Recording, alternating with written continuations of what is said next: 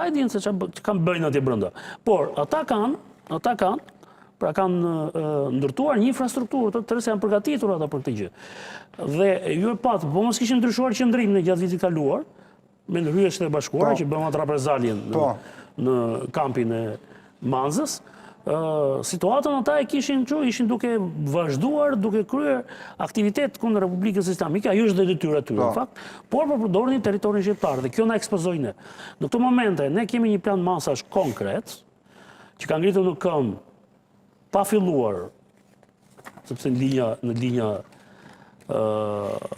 të shërbimeve sekrete u mor vesh aty do këtë zhvillime, dhe me qenë se ai ishte një kamp që sigurinë kryesore neve na e japin aleatët, kryesisht Shtetet Bashkuara dhe vendantarët NATO-s, na u dha sinjali që përpara që duhet merrnim masa të rrepta sigurie që të mos bëshim objekt i akteve të sabotazhit. Se duke qenë dhe vend antar i NATO-s, ne jemi brenda kësaj strukture të madhe. Pra ti thua që ka një plan? Ka një plan. Ne kemi rritur në mënyrë të ndjeshme masat e sigurisë, shërbimi sekret shtetëror, shërbimi sekret i ushtrisë dhe shërbimi antiterrorit i policisë shtetit janë të tre, të koordinuar për të mbajtur larg të bazë në një, si them, zonë risku është ajo, një zonë rreziku e cila mund të sulmohet qoftë me akte sabotazhi, dhe ky është problemi më i madh, që mund të kemi një interferencë nga brenda. Shërbimi sekret iranian është një shërbim i fortë dhe ata her pas here janë përpjekur ta përçajnë strukturën që është brenda kampit të Manzës, kanë krijuar informatorët vetë, kanë nxjerrë njerëz nga baza dhe kanë qenë ata të interesuar për të krijuar këtë situatë atje. Pra, dhe për këtë shkak, në Shqipëri është ripare gjithë lista e njerëzve që mund të kishin ose përbënin, si themun, kishin dyshime për lidhjet të tyre me interese iraniane në Shqipëri. Është ripunuar edhe herë kjo listë. Është rakorduar. Kjo listë tani në këtë periudhë është rakorduar me listën që na ka sjell vendet e BE-s. Pra sidomos vendet që kanë interese të forta, duke filluar që nga Franca e para. Dhe është ripunuar kjo listë për të marrë masat së pari që në pikat e kalimit kufitar, në port, aeroport apo në kufirin e gjerbërt, të pengohet hyrja apo lëvizja e personave të tillë, në mënyrë që mos lejohet hyrja tyre penetrimi brenda territorit vendit. Së dyti, të pengohet largimi nga territori i vendit i personave që janë pjesë e bazës apo e kampit të Manzës në këto momente, pra që të mos ketë lëvizje nga aty dhe ajo të jetë e mbyllur, pra të jetë e siguruar dhe pjesa tjetër pastaj do të shikohet që të paranalohen në të kaluarën ka patur tentative për akte konkrete, atentate, akte sabotazhi, të cilat janë penguar nga informacioni që ne na ka ardhur nga vendet partnerët të NATO-s, sepse ato e kanë vazhdimisht në ndjekje dhe në survejim edhe lëvizjet e opozitës iraniane, por edhe për shkak se këta janë njerëz të cilët dikur janë cilësuar si organizata terroriste. Pra ata e kanë të gjithë databasin të dhënave tyre. Ajo që bëm ne para një viti, pra duke hyrë në brendësi të kampit dhe duke marrë përandej kryesisht pajisje elektronike, për çfarë i morën ne? Ne i morën se na thanë që të hyjmë dhe të merrnim, se ne aty ishim e se kishim marrë. Na thanë, pra ne na thanë. Na thanë, hyjni dhe të bëmë ne. Thjesht kërbaçin kemi në dorë, o e shtrim krahun, o e fusim xhep, s'kemi çfarë bëjmë. Të dy rrugë kemi lënë, se ne nuk kemi një inteligjencë kaq të lartë të shërbimeve sekrete dhe një kapacitet kaq të madh për të përballur me një vend me interesa kaq të mëdha sa është Republika Islamike e Iranit, e cila edhe me Shqipërinë ka një traditë marrëdhënies. Historike, diplomatike, kulturore, deri vonë. Pra derisa erdhën mujahedinët, ambasada e Iranit ka qenë shumë aktive në aktivismos, nuk di shumë bursat që ata kanë dhënë, janë shumë shqiptarë që kanë përfituar, ishin pjesë e këtyre bursave që kalonin edhe nëpërmjet kryegjyshatës në atë kohë. Dhe kryesisht shqiptarët që kanë shkuar atje kanë shkuar për studime për elektronik, mjeksi dhe për inxhinieri. Pra, edhe degët që ne kemi çuar atje janë degë elitare, nuk kemi çuar për tjetër. Ka një komunitet shqiptar që jeton atje. Radio Teherani vazhdon të transmetojnë gjuhë shqipe. Dikur transmeton Radio Tirana në gjuhën perse. Ne kishim ambasadë atje, ata s'kishin, pastaj ata hapën ambasadën këtu, ne e mbyllëm atje.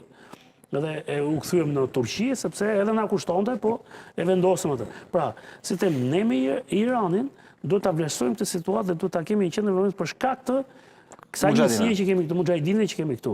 Dhe thash, duhet të ruajmë jo thjesht në ata, mund të godasim mujahidinët, po dhe nga vetë mujahidinët u brenda, sepse edhe ata në një situatë ku ndihen të penguar, të survejuar për të bërë çfarë kanë mend ata, mund të krijojnë. Do gjejnë rrugë tjera, po. Mund të krijojnë dhe ata probleme të brendshme.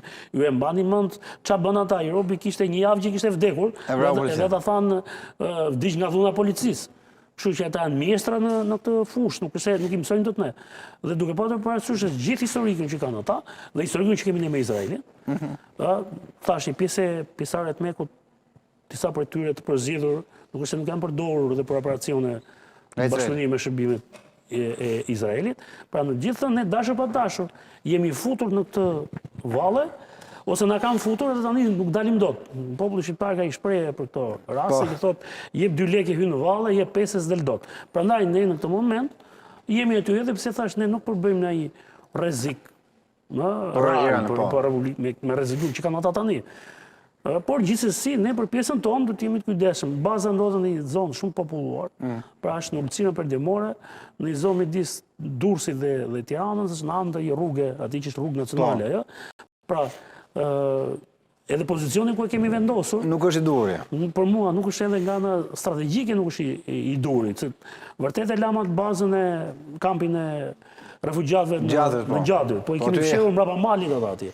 Kurse në Manst dhe ata kanë krijuar tashmë dhe një lloj lidhje dhe me zonën përreth, sepse u bën kaq kohë që qëndrojnë aty. Pra, gjithë element ekspozojnë Shqipërinë para një situate që do të jetë shumë e kujdesshme dhe prandaj thash është marrë ky plan masash, shumë i rrep, në bashkëpunim dhe me aleatët, i cili është duke u ndjekur çdo ditë me detaje, thash për të ndaluar çdo lloj aktiviteti, qoftë nga jashtë territorit, për të tentuar në brendësi ti, po qoftë edhe nga brenda territorit për të goditur nga jashtë.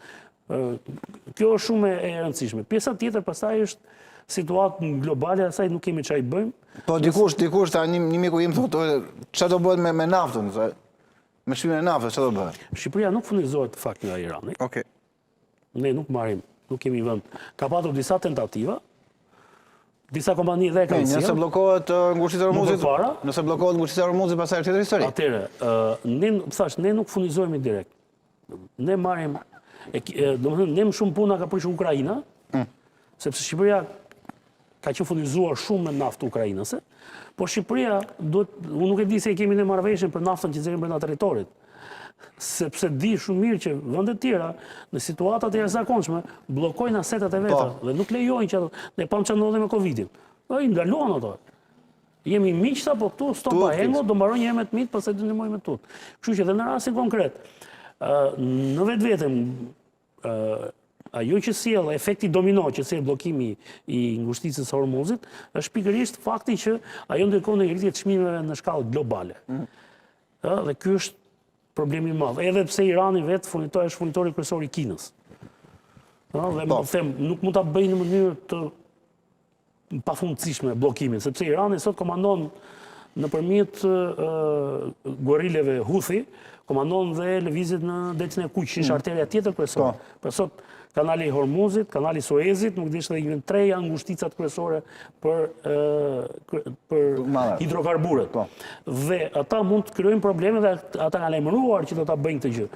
Huthit janë në pushim në këto momente, pra nuk i kanë goditur anije tregtare. Por nëse ja kërkojnë, nëse të dy palët bëjnë të njëjtën gjë, atëherë vërtet kjo do të ketë një efekt global. Thashë edhe bashkuara më të mbrojtura, se kanë asete të tjera dhe kanë një fuqi shumë të madhe. Kush do ta vuajë, si gjithmonë Europa, dhe po paguan brishësinë e saj, të qenit kaq sterile për kaq kohë. Pra tani janë bërë njerëz që marrin telefon si pyet askush. Marrin Putinin punë e madhe, marrin këtë punë e madhe. Pra do vjen keq domethënë kur e shikon situatën, por larg qoftë të ndodh një rënje e regjimit atje, pra shpejtë, se ajo do të ndodhë një ditë, dhe në një situatë të tillë e para është Turqia, që këtë radhë nuk e mban dot, nuk është më Siria, Irani, dhe të gjithë kjo valë pastaj do të përballet në Europë dhe do të krijojë një problematikë shumë të madhe. Kështu që thash aty sa ka filluar, unë mendoj që do të ishte një luftë E shkurtër, por na u tha që thash në rregullin ndërkombëtar aty janë shkelur haptazi, nuk ka ndonjë tashmë është e qartë se çka ka ndodhur aty.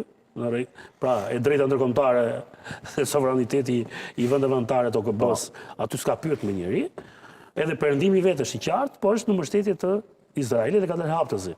Na u tha që 3-4 ditë e para ata u shpartalluan, po unë se kuptoj pse duhet, nëse ata ishin shpartalluar, pse duhej gjithë ai operacioni ushtrisë amerikane, dhe që do të thotë dhe mbrapa u kujdes edhe presidenti amerikan për të thënë që ne nuk duam të rrëzojmë, ne nuk duam të vrasim Ajetollahun, ne nuk duam të rrëzojmë regjimin, po më pas tani ka ndryshuar